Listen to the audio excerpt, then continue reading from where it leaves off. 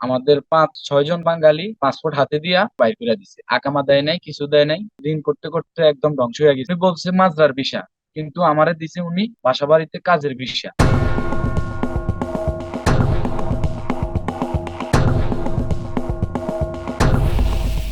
আসসালামু আলাইকুম।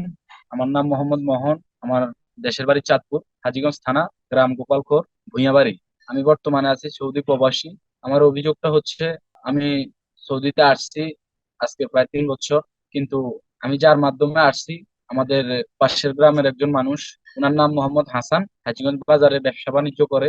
উনি আমার ওয়াইফের আত্মীয়। ওখান থেকে পরিচিত হইয়া উনি আমাকে একটা ভিসার কথা বলে। বলার পরে আমার আম্মা, আমার পরিবারের সবাই মিলা পরে উনার থেকে একটা ভিসা নেয়। নেওয়ার পরে উনি প্রথমে বলছে যে সৌদি আরবে আমাকে এখানে মাজরায় চাকরি দিবে, আপনার কবুতরের মাজরায়। আমার ভিসার দাম 3.5 লক্ষ টাকা, আমার বেতন 1200 টাকা।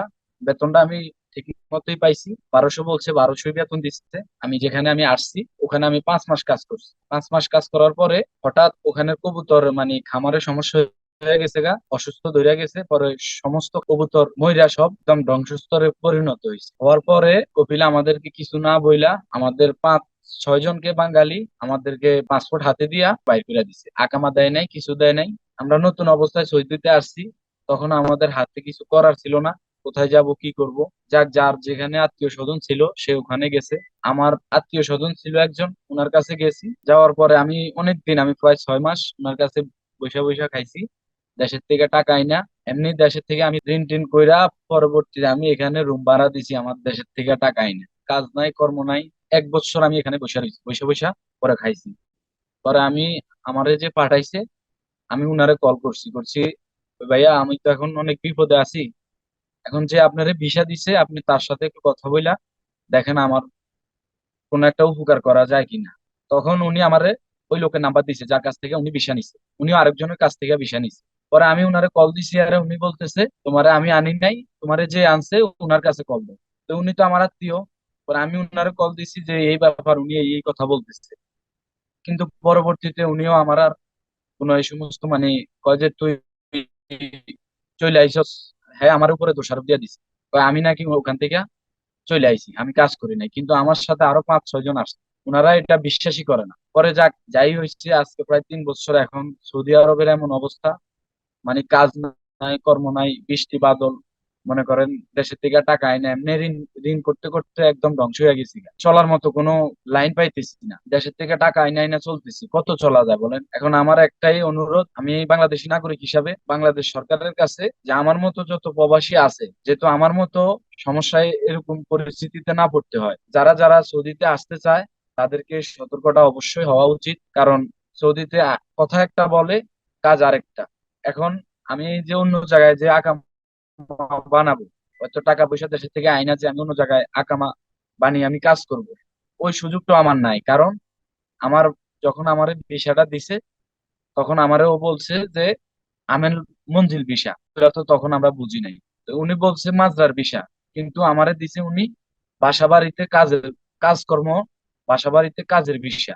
ওগুলা আমাকে দিছে উনি। তো এগুলা অন্য কোনো কফিলের কাছে আমি আকামা করতে পারি না। টাকা যদিও আমি খরচ করি, কিন্তু আকামা করার সুযোগ আমার নাই। কারণ উনি আমার গ্রুপ মাইরা দিছে একবারে, আমার বাইর করে আমার পাসপোর্ট হাতে দিয়া আমার পুরা গ্রুপ মাইরা দিছে আমার ভিসাতে। এখন আমি কারোর কাছে আকামা বানাইতেও পারবো। এই যত এম্বাসি গুলো আছে এবং দালাল গুলো আছে, এগুলার অবশ্যই দৃষ্টান্তমূলক শাস্তির দাবি আমি করি অবশ্যই। কারণ আমরা তো নিম্ন মধ্যবিত্ত পরিবারের সন্তান, আমরা এগুলা কত বেশি, মনে করেন দেশের ভিতরে আমরা হয়তো গাড়ি চালাইছি বা অন্য কোনো কাজ করে আমরা খাইছি, যাক যেমন হোক চলছে। হঠাৎ আত্মীয় স্বজন, চিন্তা করছি যে একটা বিষয় দিছে, হয়তো বিদেশে যাইলে মানুষ একটু পরিবর্তন হয়, মানুষ একটু উন্নতি করতে পারে, ওই দিকে তাকাইয়া হয়তো ওনার এই ইয়েতে আমরা তো পা দিছি, কথা বুঝছি। আমি এখনো বাড়ির থেকে এই যে এই মাসেও আমি, আমার সিট ভাড়া প্রায় আপনার বাংলা প্রায় 6 মাস পরে পরে বাংলা প্রায় 30-35 হাজার টাকা লাগে।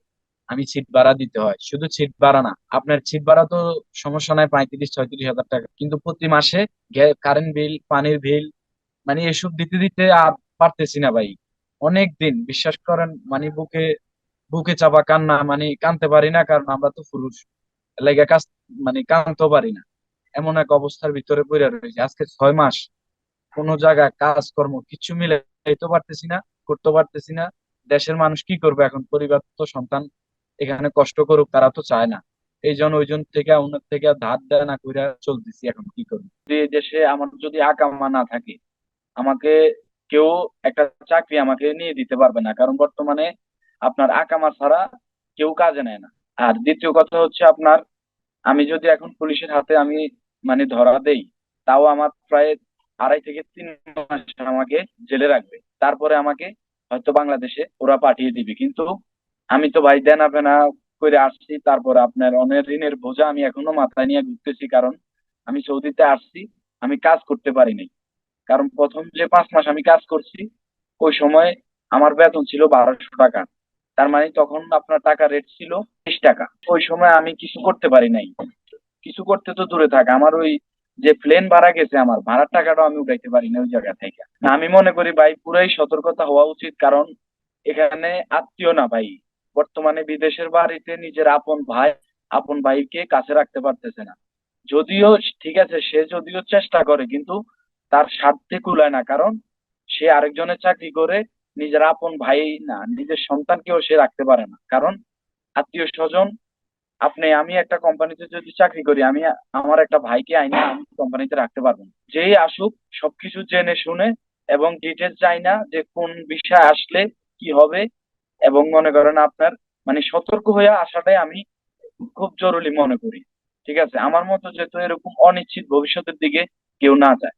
ভ্যাকসিন দেওয়ার সময় যে একটা তাওয়াক্কাল নামা করছে, ওখানে আপনার আকামার আপনার এই ফটো দিয়া দিছে। পরে ওই ফটো দিয়া আমি একজন এম্বাসির সাথে যোগাযোগ করছি, আমাদের বাংলাদেশি ভাই, উনি ওইগুলো ব্যবসা বাণিজ্য করে এগুলা। ওনার সাথে যোগাযোগ করছি, উনি বলছে যে তুমি যদি এম্বাসিতে যাও, তাহলে তুমি এই 3 মাসের ভিতরে তোমার একটা কাগজ দিবে, মানে জাওয়াজের থেকে। এখানে তো সবকিছু জাওয়াজে করে, তো এই জাওয়াজের থেকে একটা কাগজ দিবে। পরে তুমি 3 মাসের পরে আরো যে 3 মাস কাগজ দিবে, ওই 3 মাসের পরেও পরের 3 মাসে তুমি এম্বাসি তোমার টিকেটের কাগজ দিবে। টিকিট কাইটা আমি দেশে যাইতে পারবো। তাও আমার প্রায় 3,000 রিয়াল খরচ হবে। তার মানে বাংলা প্রায় 1 লক্ষ টাকা। আমার ফ্যামিলি আমার অনেক আশা ভরসা করে আমাকে বিদেশ পাঠাইছে যে হয়তো আমার ছেলে সফল হবে বা আমি তাদের দিকে তাকাইতে পারবো। কিন্তু আমি আইসা ভাইজান, আমি নিজে এমন বিপদে পড়ছি যে মানে আমার ফ্যামিলি আমার দিকে তাকানো লাগে, আমি পারি না। আমি কিন্তু বিবাহিত, আমার একটা সন্তান আছে। এই যে ঈদ যাইতেছে, চাঁদ যাইতেছে ভাই, মনে অনেক এত কষ্ট যে আমার একটা সন্তানরে আমি আপনার এই একটা জামা কাপড় কিনা দিতে পারি না কাজকর্মের জন্য। আরো আমি দেশের থেকে আইনা আমি চলা বর্তমানে সৌদির অবস্থা এতই খারাপ যে আপনি কাজ পাইতে হইলে আপনাকে মানে যেখানে একটা বিজ্ঞাপন দেয় কাজের, লোক লাগবে আপনার 2 জন, 100 জন যায় ওখানে বসে থাকে। পরে আবার অরিজিনাল আকামা লাগে, আকামা ছাড়া আপনি কোনো জায়গায় কাজ করতে পারবেন না। আকামা ছাড়া আপনি একমাত্র মাজরা ছাড়া অন্য কোথাও কাজ করার কোনো সুযোগ নাই। এই জন্য আমি বলতে চাই সবাই, যেহেতু আমার মতো যেহেতু কোনো মার সন্তান যেহেতু সৌদি আরবে আইসা এরকম কোনো বিপদে সম্মুখীন না হয়।